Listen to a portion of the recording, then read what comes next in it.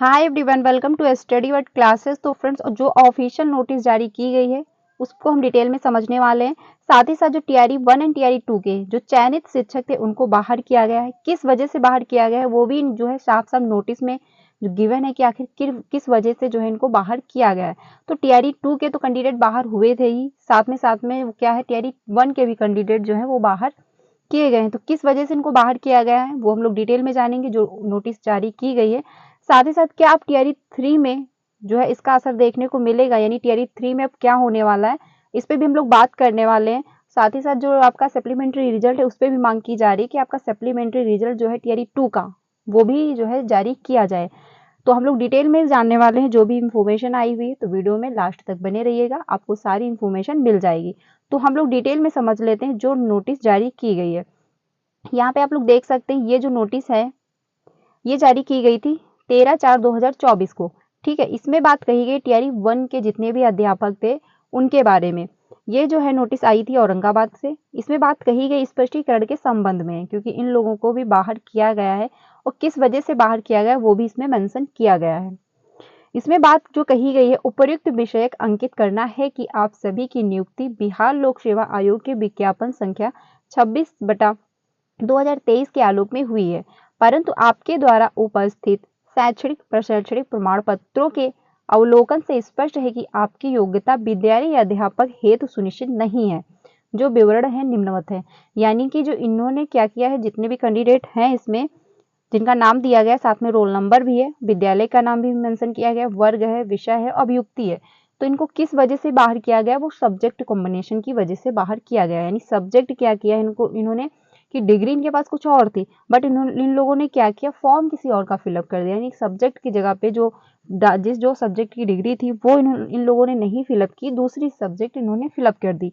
जैसे कि सीटेट के लिए मतलब पेपर 2 में अगर इन्होंने मैथ साइंस ले रखा था, तो जब इन्होंने 6 to 8 के लिए शिक्षक फॉर्म अप्लाई किया तो उसमें इन्होंने मैथ और साइंस की जगह पे क्या किया, एसएसटी फिलअप कर दी। तो इस वजह से भी बहुत सारे शिक्षक जो हैं बाहर किए गए हैं। टीआरई 1 में जो है सब्जेक्ट कॉम्बिनेशन की वजह से बाहर किए गए हैं, एंड टीआरई 2 में क्या हुआ है, सीटेट के जो में मतलब सीटेट में जो 90 नंबर होने चाहिए उस वजह से उनको बाहर किया गया है। तो वो भी हम लोग डिटेल में समझेंगे। पहले हम लोग टीआरई 1 समझ लेते हैं। ठीक है, तो इसमें जो बात बताई गई है यानी जो कारण बताए गए हैं, यहाँ पे रोल नंबर मेंशन है, साथ ही साथ जो विद्यालय अध्यापक का नाम है वो भी इसमें गिवन है। साथ ही साथ विद्यालय का नाम है, वर्ग है, विषय है, अभियुक्ति है। तो इसमें जो बात कही गई है वो हम लोग समझ लेते हैं।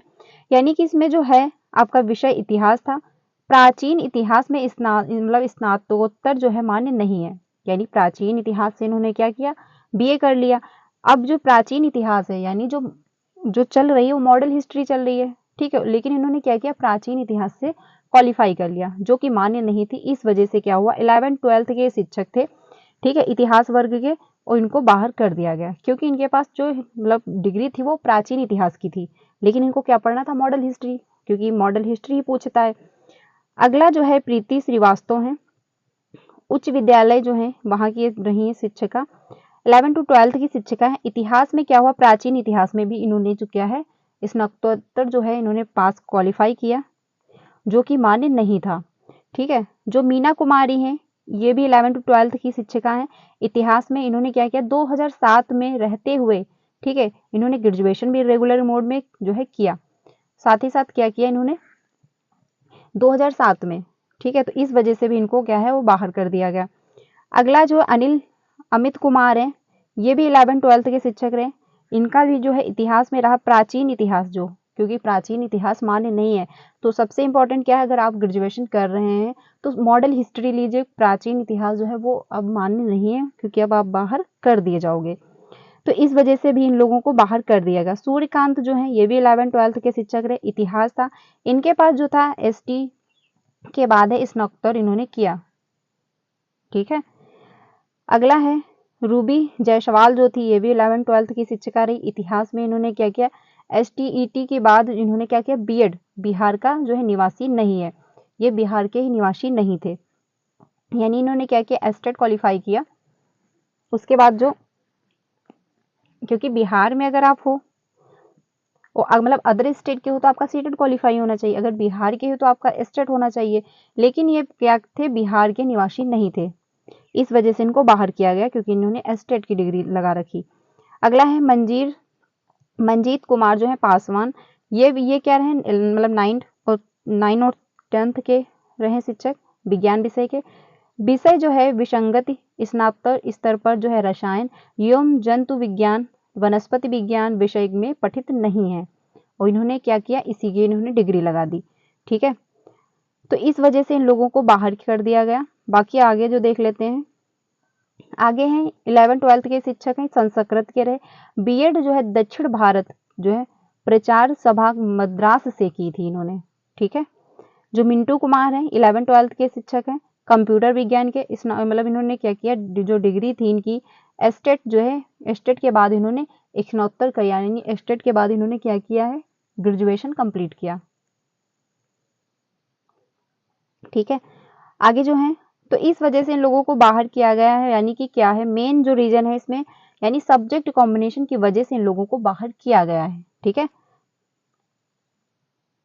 तो आप लोग देख सकते हैं, अगर आपके साथ ऐसा कुछ है, यानी अगर आपने फॉर्म फिलअप में अगर आपसे कोई गलती हुई है कि आपके पास डिग्री कोई और है, आपने कोई और डिग्री फिलअप कर दी है, तो आप लोग क्या करना, एक बार अच्छे से चेक कर लीजिएगा। उसके बाद अगर ऐसा कुछ मिस्टेक हुआ तो आप पेपर देने मत जाइए, क्योंकि आप बाहर कर दिए जाओगे।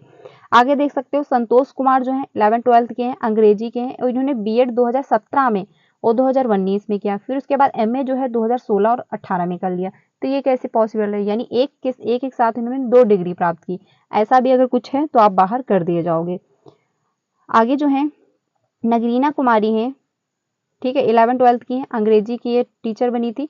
बीएड जो है स्पेशल एजुकेशन से इन्होंने किया था। ठीक है, आगे जो है लव प्रसाद जो है, इन्होंने ये भी 11th-12th के शिक्षक हैं। रसायन शास्त्र के स्नातक स्तर पे इन्होंने किया 2015 में, एवं बीएड जो इन्होंने किया अगस्त 2015 में, यानी इन्होंने ग्रेजुएशन जो है 2015 में किया, और साथ ही साथ बीएड भी इनका 2015 में हो गया। यानी एक साथ इन्होंने क्या किया, 2-2 डिग्री जो है प्राप्त की। इस वजह से भी इनको बाहर किया गया। सुनील कुमार जो है 11th-12th के हैं, राजनीति विज्ञान में जो है इन्होंने ग्रेजुएशन जो किया एस्टेट के बाद। तो एस्टेट अगर आपका क्वालिफाई पहले हो जाता है और आपका ग्रेजुएशन बाद में हो रहा है, तो इस वजह से भी आप जो है बाहर किए जाओगे। ठीक है, अब जो बताया गया है आयोग की तरफ से वो हम लोग समझ लेते हैं। अंकित करना है कि बिहार लोक सेवा आयोग द्वारा जारी दिशा निर्देश एवं विज्ञापित के आलोक में आपके शैक्षणिक प्रशैक्षणिक प्रमाण पत्र में पाई गई त्रुटियों के आलोक में आपको उम्मीदवार जो है निरस्त करने योग्य है। आप 3 दिनों के अंदर स्पष्ट करें कि क्यों न आपको जो है अभियुक्त को निरस्त करते हुए आपका जो औपबंधिक नियुक्ति पत्र को रद्द किया जाए। समयावधि में जवाब नहीं प्राप्त होने पर यह माना जाएगा कि इस संदर्भ में आपको कुछ नहीं कहना है। ठीक है, तो भविष्य में इस पे कोई भी कार्यवाही नहीं होगी। ठीक है, और साथ ही साथ मतलब एवं तदावलोक में विभाग द्वारा अग्रेतर कार्यवाही की जाएगी। तो ये मतलब है अपडेट। आयोग की तरफ से पूछा भी गया है कि आप लोग स्पष्ट करें कि आखिर आपको क्यों जो है मतलब रिजेक्ट ना किया जाए, जो आपकी क्योंकि आपकी मतलब योग्यता नहीं है, क्योंकि आपने डिग्री कोई और प्राप्त कर रखी है और आपने फॉर्म फिलअप कोई और कर दिया। एक ही साल में आपने दो डिग्रियां कैसे हासिल कर ली। तो ये सारी मतलब जो है इस वजह से बहुत सारे रीजन रहे, इस वजह से इन लोगों को बाहर किया गया है। तो आप लोग देख सकते हैं ऑफिशियल नोटिस जारी की गई थी। टीआरई 3 वाले जितने भी कैंडिडेट हैं, अगर ऐसा कुछ है फॉर्म फिलअप में मिस्टेक हुई है, आपके पास डिग्री कोई और है और आपने फॉर्म कोई और फिलअप किया, या फिर आपने प्राचीन इतिहास से जो है ग्रेजुएशन कर रखा है, तो ऐसा अगर कुछ है तो आप लोग फॉर्म फिलअप कर चुके हैं अगर, तो आप पेपर देने मत जाइए, क्योंकि आप बाहर कर दिए जाओगे। साफ साफ मेंशन किया गया है, क्योंकि इन लोगों में क्या था, डिग्री किस कोई और थी और सब्जेक्ट इन्होंने कोई और फिल कर रखी थी, इस वजह से इनको बाहर कर दिया गया। तो सब्जेक्ट कॉम्बिनेशन की वजह से भी आप लोग बाहर हो जाओगे।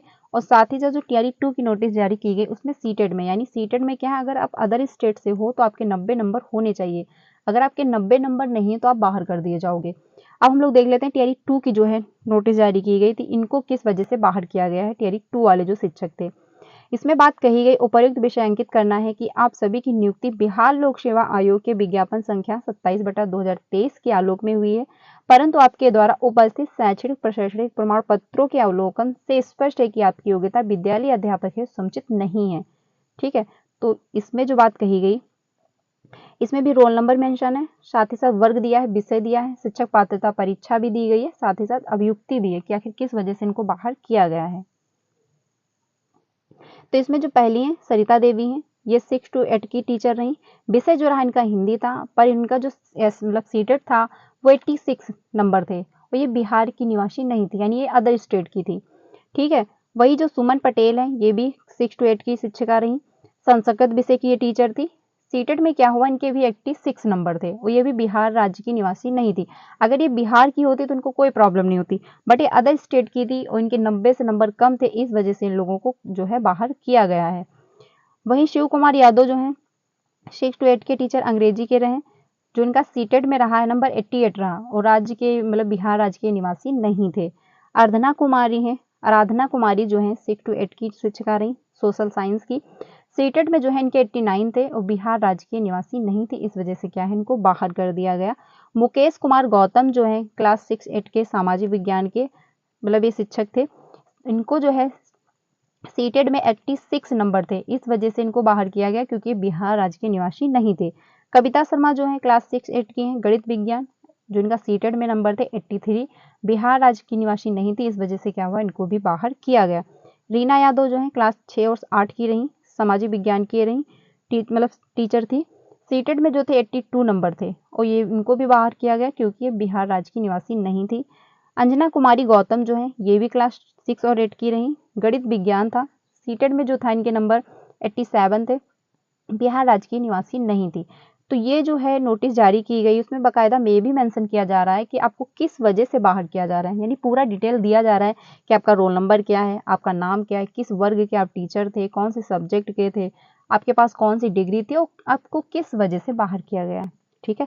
तो अभी भी अगर टीआरई 3 वाले कैंडिडेट हैं, अगर अभी भी वो अपनी मिस्टेक, अपनी गलती नहीं सुधार पाएंगे तो आपके साथ भी ऐसा होगा, क्योंकि मतलब आयोग की तरफ से भी साफ साफ मेंशन किया गया है, नोटिस जारी कर दी गई एंड हाईकोर्ट की तरफ से भी आदेश हो चुका है कि अगर आदेश अदर स्टेट के कैंडिडेट हो, अगर 90 से नंबर कम है आपके, तो आप मान्य नहीं रहोगे।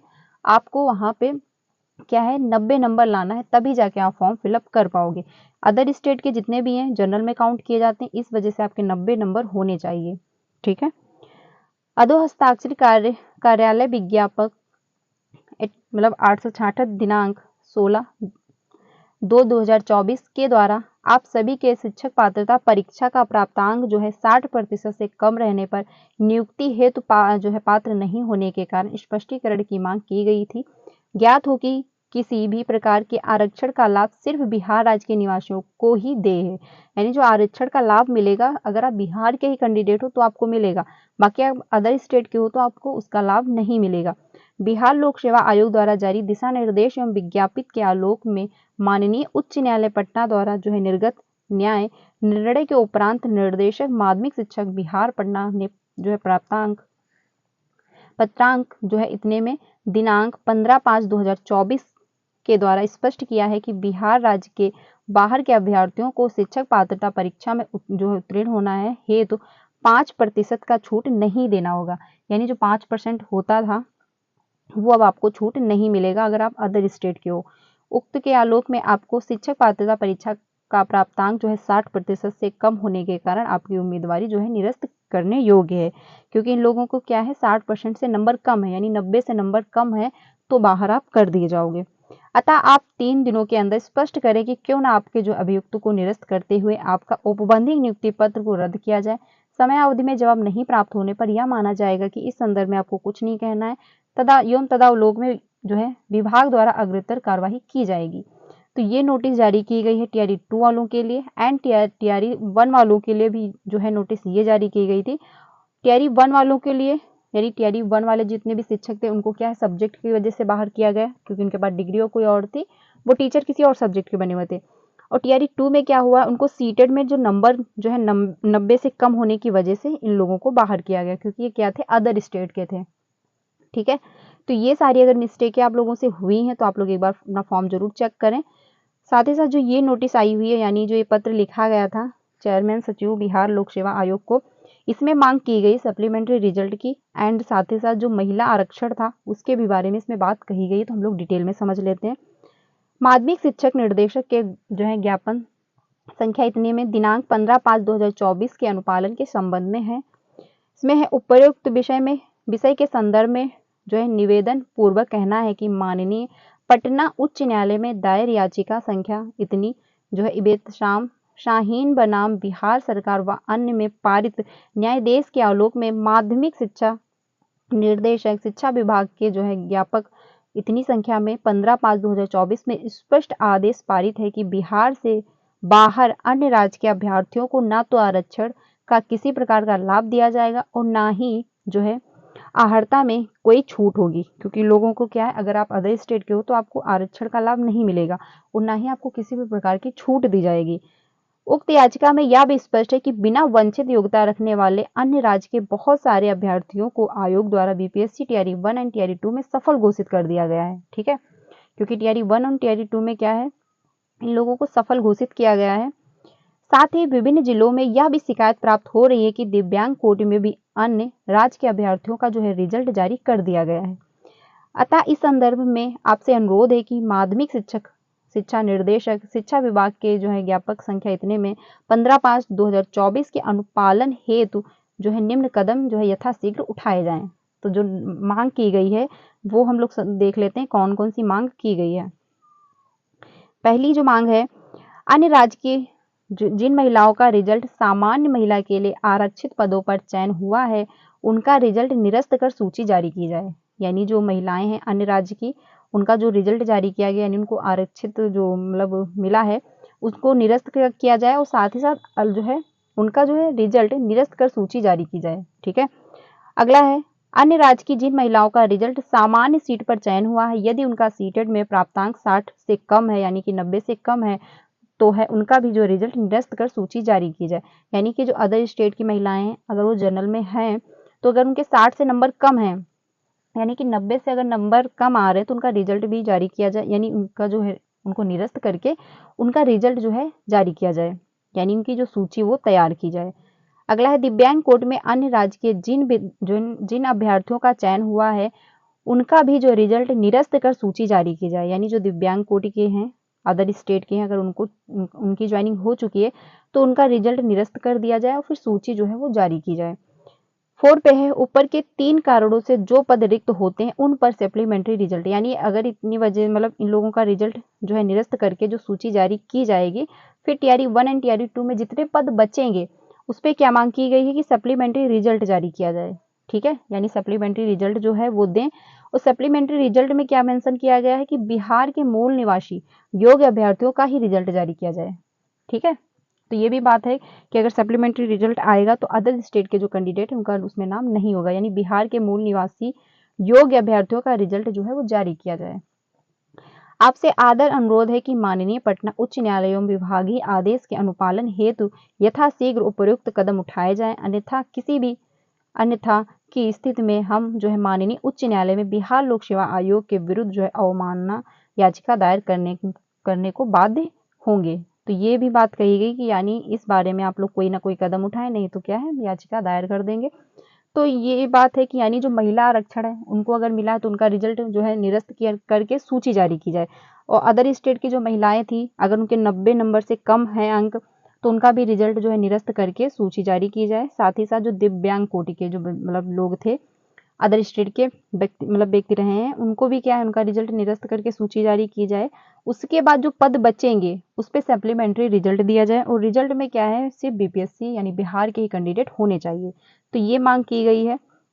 अब इस पे आयोग क्या निर्णय लेता है, जो भी अपडेट आएगी आपको यहाँ से इन्फॉर्म कर दिया जाएगा। तो चैनल को सब्सक्राइब कर लीजिएगा ताकि आपको सारी इन्फॉर्मेशन जो है टाइम पे मिलती रहे। तो ये वीडियो बहुत ज़्यादा इंपॉर्टेंट है, जितने भी कैंडिडेट टीआरई 3 का एग्जाम देने वाले हैं उनके लिए भी बहुत ज़्यादा इंपॉर्टेंट है, क्योंकि आप लोग एक बार अपना फॉर्म जो है फिलअप जो किया हुआ है उसको एक बार अच्छे से चेक कर लीजिएगा, क्योंकि टीआरई 2 में जितने कैंडिडेट बाहर किए गए हैं सीटेड की वजह से कर दिए गए क्योंकि 90 नंबर नहीं थे, और टीआरई 1 में जो बाहर किए गए सब्जेक्ट की वजह से क्योंकि सब्जेक्ट फिलअप में मिस्टेक हुई है। साथ ही साथ उनके बाद डिग्री कुछ और थी, उन्होंने फॉर्म फिलअप में कुछ और ही जो फिलअप कर रखा था सब्जेक्ट में। ठीक है, और साथ ही साथ अगर आपके पास प्राचीन इतिहास की डिग्री है तो आप मत ज्वाइन करिए, क्योंकि मॉडल हिस्ट्री लेता है और प्राचीन यानी पुरानी इतिहास अब आजकल माने नहीं रह गई है। ठीक है, तो ये भी ध्यान रखिएगा।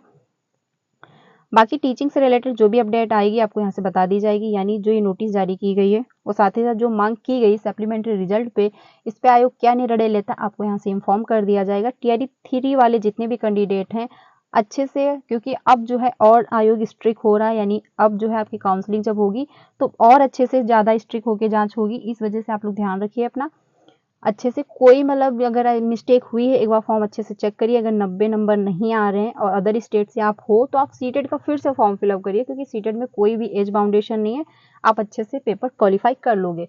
और बीपीएससी में तो है भर्तियां आती ही रहती हैं, तो कोई दिक्कत नहीं होगी।